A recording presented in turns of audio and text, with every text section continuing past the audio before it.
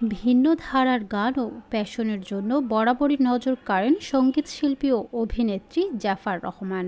কাজের পাশাপাশি সামাজিক যোগাযোগ মাধ্যমেও বেশ সরব তিনি। মাঝে মধ্যে নিজের ছবি কিংবা ভিডিও ভক্তদের সঙ্গে শেয়ার করেন এই অভিনেত্রী। এবার নেট দুনিয়ায় মানহীন মেকআপ লুকে ধরা দিলেন জাফর।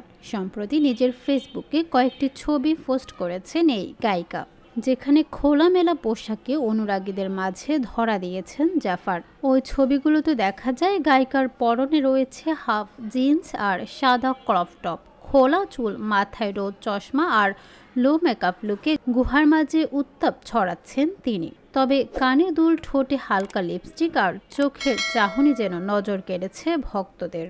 বাংলাদেশি প্রথম ইউটিউব ভিত্তিক মিউজিশিয়ান হচ্ছেন জাফর। 2010 সাল থেকে বিখ্যাত সব ইংরেজি গান কাভার করে শোরগোল ফেলে দেন। ধীরে ধীরে জনপ্রিয়তার শিখরে পৌঁছে যান তিনি। বর্তমানে স্টেজ শো মানেই জাফরের গান, পাশাপাশি নিজে গান লেখেন ও সুর করেন। এছাড়া প্রযোজক হিসেবেও কাজ করেন জাফর।